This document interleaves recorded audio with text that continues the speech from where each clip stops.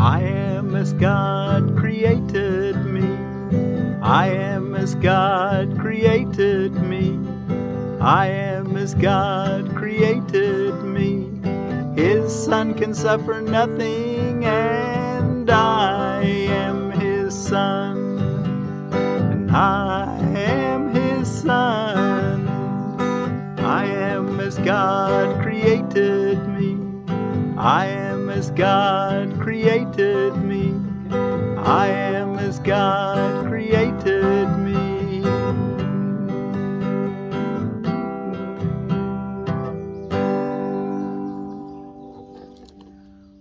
Well, thank you all so much for joining me in studying A Course in Miracles Workbook for Students and the text. We're going through it in 1 year. I'm Willie from the Ozarks, and we're ready for lesson 162 in A Course in Miracles Workbook for Students. I just said that, Workbook for Students. Here on Sunday, June the, what is the day? June 11th of 2023. I am as God created me. I am as God created me. And this is, well, he's going to say it's repeated throughout the text and the workbook. This single thought held firmly in the mind would save the world. I am as God created me. This single thought held firmly in the mind would save the world. From time to time, we will repeat it as we reach another stage in learning. It will mean far more to you as you advance. So that's why I say that there's not a whole lot of things that I really need to say. It'll open up to you as you just keep studying it, because we're reaching new levels of learning as you do as you're faithful to do your practice periods. It'll become more and more in focus as you continue to read it and do as it teaches. So from time to time, we will repeat this idea, I am as God created me, as we reach another stage in learning. It will mean far more to you as you advance. These words are sacred, for they are the words God gave in answer to the world you made. By them, it disappears. The world you made disappears, and all things seen within its misty clouds and vaporous illusions vanish, as these words are spoken. I am as God created me, for they come from God. Here is the word by which the Son became His Father's happiness, His love, and His completion. Wow. Here is the word by which the Son became His Father's happiness, His love, and His completion. I am as God created me. Here creation is proclaimed and honored as it is. There is no dream these words will not dispel, no thought of sin and no illusion that the dream contains that will not fade away before their might. They are the trumpet of awakening. Da-da-da-da-da-da, wake. I am as God created me. They are the trumpet of awakening that sounds around the world. The dead awake in answer to its call. And those who live and hear this sound will never look on death. I am as God created me. What can death do? It may be a demise of the body, but the body's not me. Holy indeed is he who makes these words his own.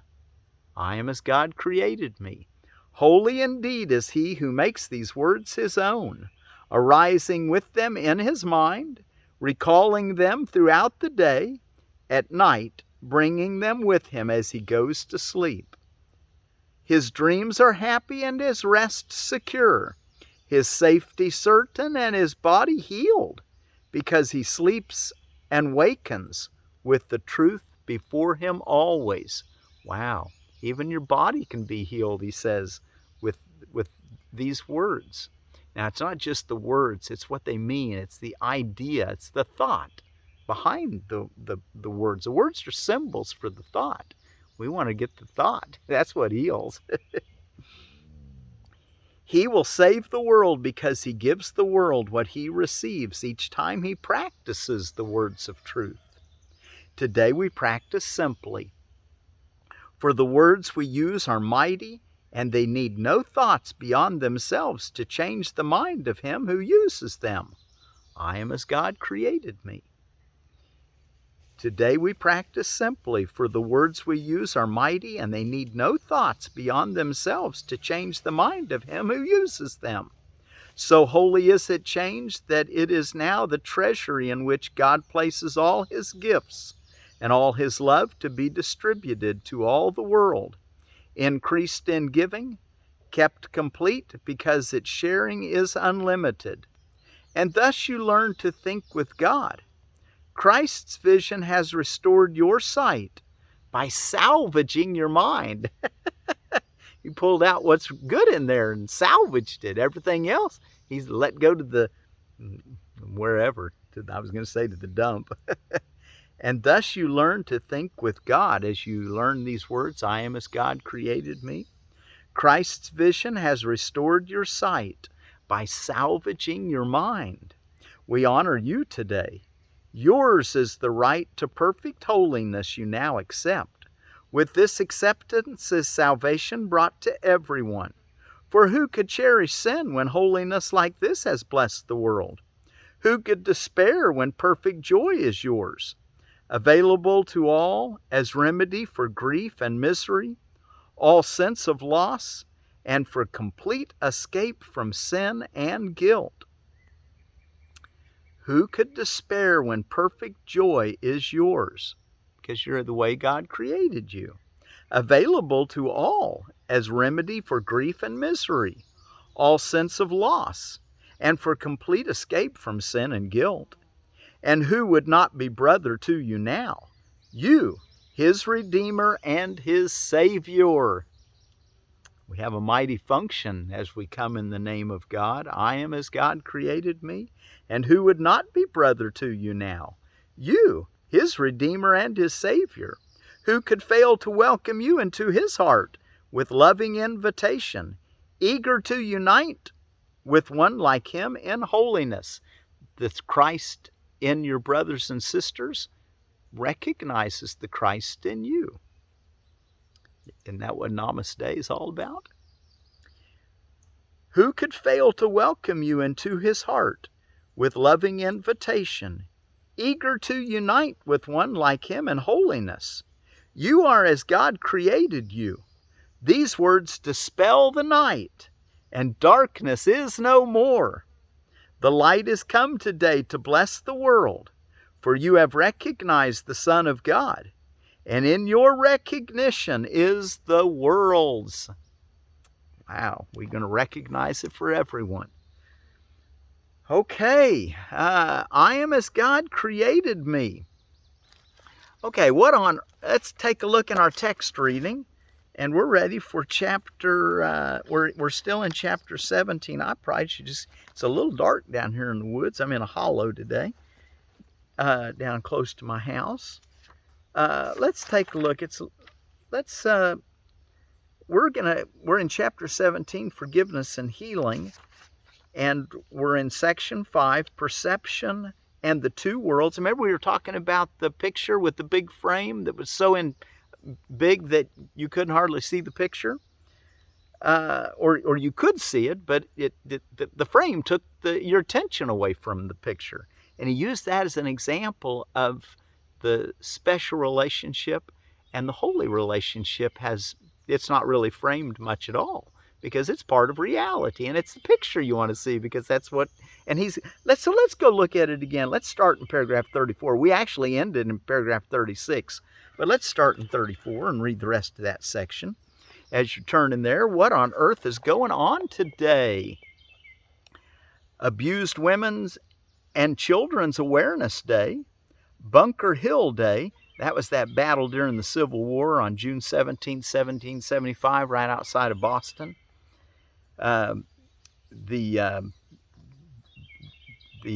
Patriots lost that battle, but it kind of motivated them to get busy. Is kind of how a lot of people look at it. Children's Day, Corn on the Cob Day. Hey, you know, we're all be ye as little children, for such enter the kingdom of heaven.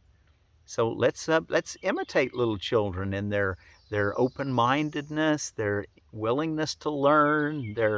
There's so many good qualities that children have that we want to be like them. And I like to think of that as Children's Day. Let the little child in you come forth. Corn on the Cob Day, and we'll talk a little bit about a couple different sweet corns. Cousteau Day celebrates the life of Jacques Cousteau. He was the undersea documentary guy. I grew up watching a lot of his television programs. He was from France, born June 11th, 1910, and died June 25th, 1997. Dirty Book Day.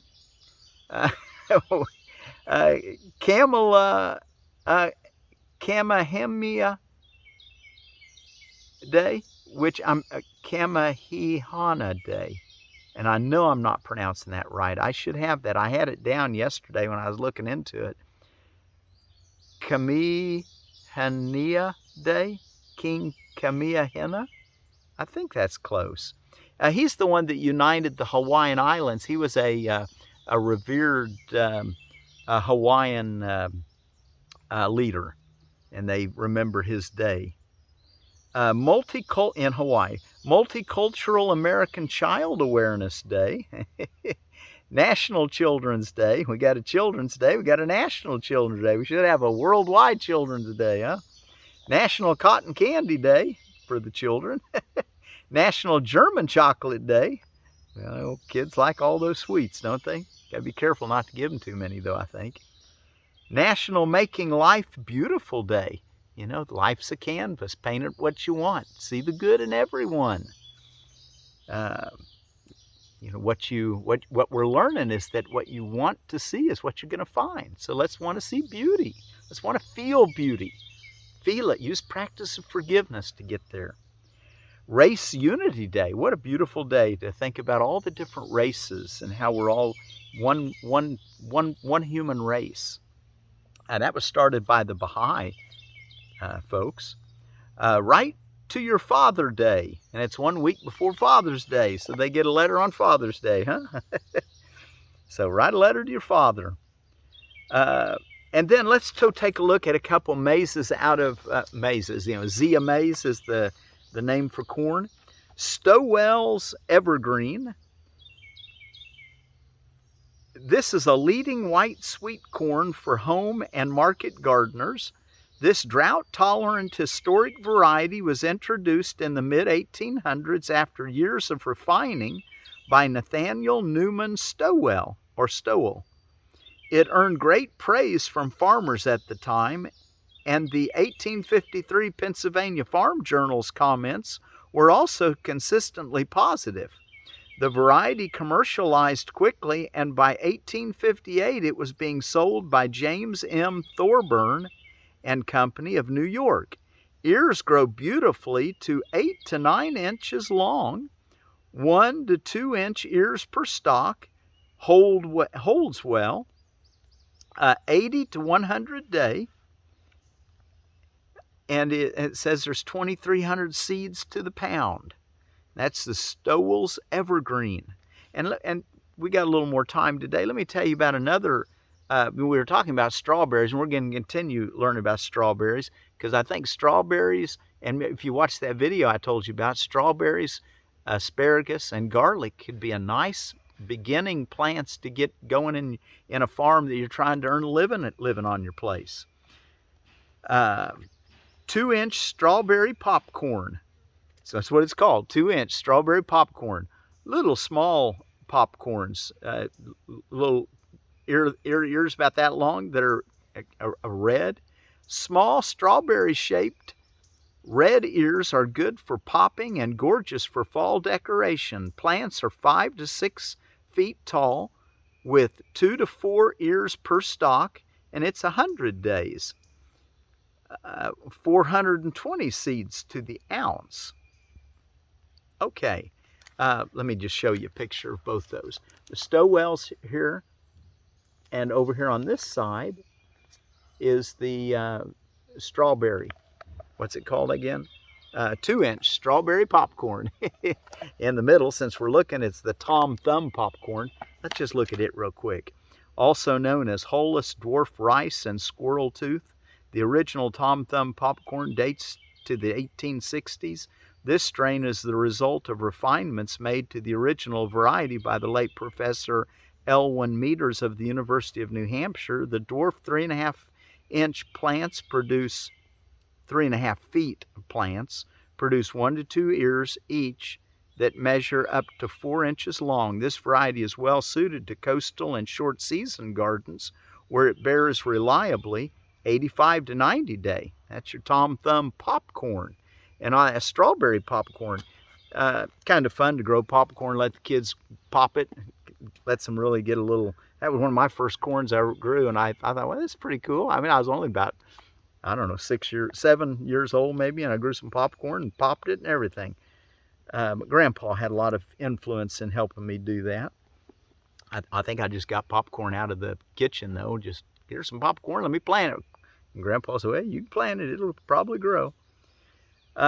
Okay, I am as God created me. What else did we want to talk about before I read our text? Oh, I want to tell you about another other side NDE. It's a 30-minute long one, kind of long, but lady had a lot of neat things saying. I want her. It's called "Woman Dies Giving Birth: Shown the Truth About Reincarnation and Choices." NDE.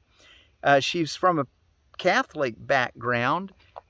She appears to have gone to the Hall of Records and merged with the light, and it was like music that was soundless. And anyway, really nice story. She definitely had a life-changing experience. And I just wanted to encourage you all to know that when you listen to these near-death experiences, they're personal, and they're going to see things in their near-death experience that have to do with their heritage. What was this lady's name? Maria Lupita Garula. And she was I'm not sure. I think I forget where she said. Somewhere from South America, I think, I think she said. Okay, but anyway, there's, I wouldn't get too wrapped up if that things will happen to you the same way, because they're going to all be specifically tailored with your thoughts in mind. So this was her story. Okay. But the one recurring theme is the care that we have, the love we feel, that we don't want to return to the earth even. It's so beautiful. And that we're not a body. That's the main thing I'm trying to get you all to really take note of, is that you're not the body. You might see yourself as, watch your body instead of thinking that you are the body. Watch yourself as a consciousness that's observing the body walking and skipping and doing the things you do during the day. Okay, before we take too long, let's go take a look in paragraph 34 in chapter 17, the forgiveness and healing. The special relationship has the most imposing and deceptive frame of all the defenses the ego uses. Its thought system is offered here, surrounded by a frame so heavy and so elaborate that the picture is almost obliterated by its imposing structure. Into the frame are woven all sorts of fanciful and fragmented illusions of love, set with dreams of sacrifice and self-aggrandizement, interlaced with gilded threads of self-destruction. And aggrandizement is increase importance or power of yourself. So in this self-aggrandizement, thinking more highly than you really are, really. The glitter of blood shines like rubies, and the tears are faceted like diamonds and gleam in the dim light in which the offering is made. And I might say that that's from the ego's perspective, that you're thinking higher of yourself than you are. Because really, if you think about from the Holy Spirit or from this true self's perspective, you're way more powerful than what you ever thought. And rightly so. That's your identity. And that's what he wants us to see, not the picture of self-aggrandizement, interlaced with gilded threads of self-destruction. Paragraph 35. Look at the picture. Do not let the frame distract you. This gift is given you for your damnation. If you take it, you will believe that you are damned. You cannot have the frame without the picture. What you value is the frame, for there you see no conflict. Yet the frame is only the wrapping for the gift of conflict. The frame is not the gift. Be not deceived by the most superficial aspects of this thought system, for these aspects enclose the whole, complete in every aspect. Death lies in this glittering gift.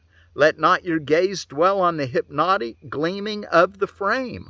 Look at the picture and realize that death is offered you. 36. That is why the holy instant is so important in the defense of truth. The truth itself needs no defense, but you do need defense against your own acceptance of the gift of death. When you who are truth accept an idea so dangerous to truth, you threaten truth with destruction, and your defense must now be undertaken to keep truth whole.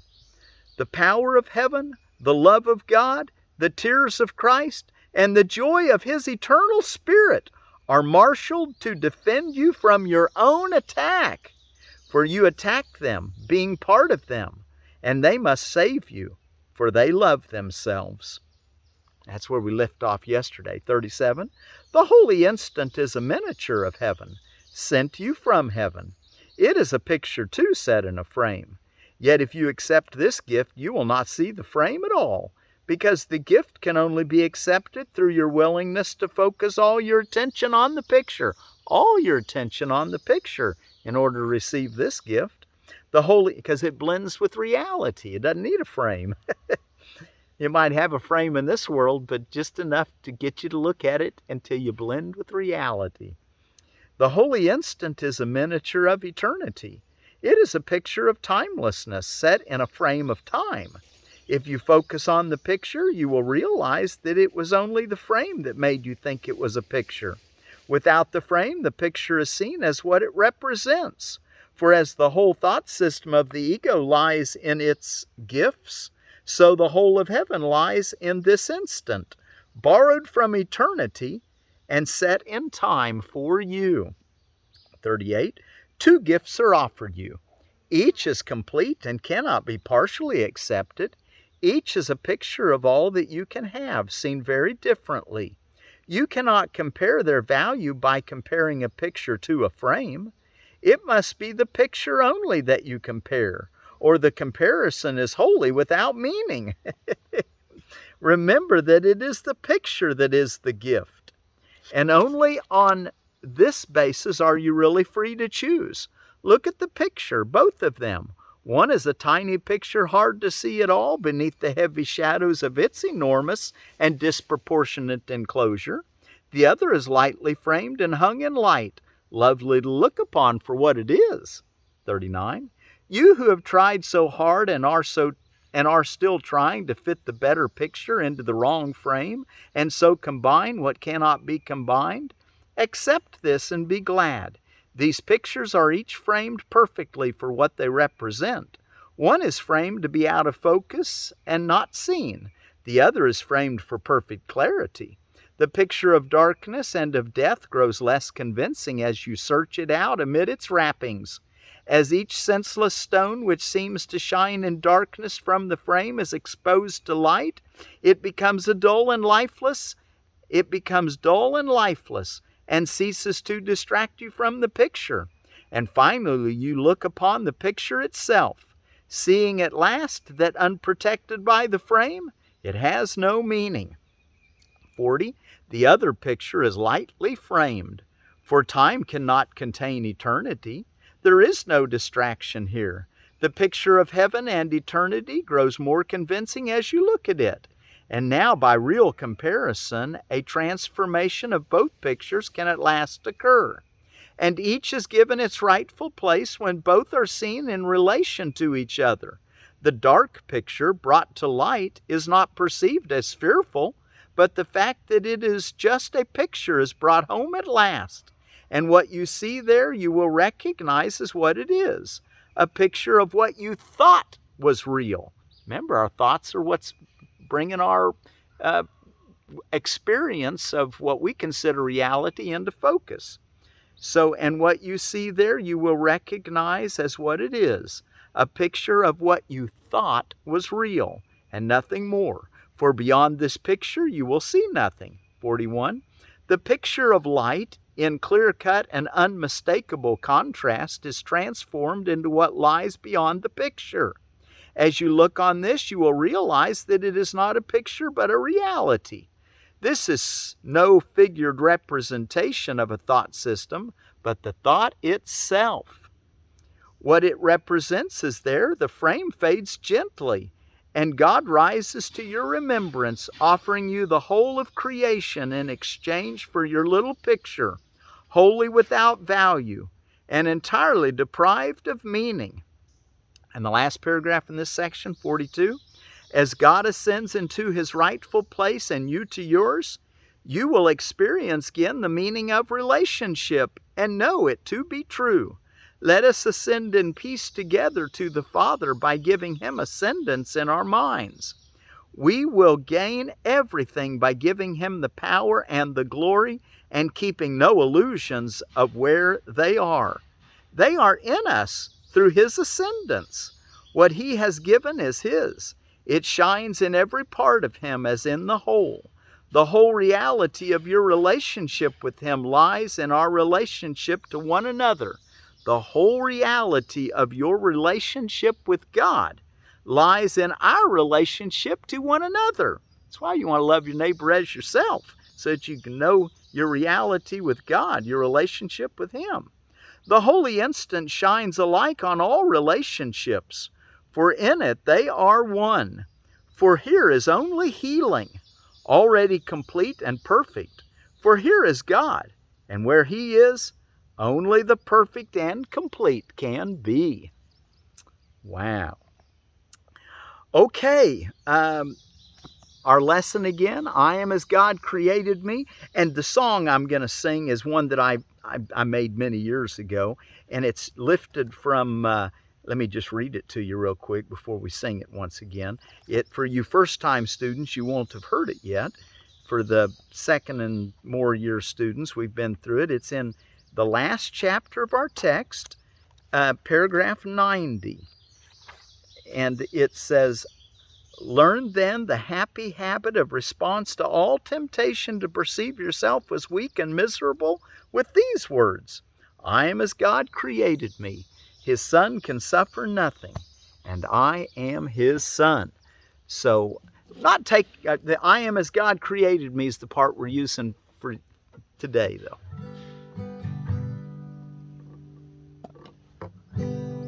I am as God created me. I am as God created me. I am as God created me. His son can suffer nothing, and I am his son. And I am his son. I am as God created me. I am as God created me. I am as God created me. His son can suffer nothing, and I am his son. And I am his son. I am as God created me. I am as God created me. I am as God created me.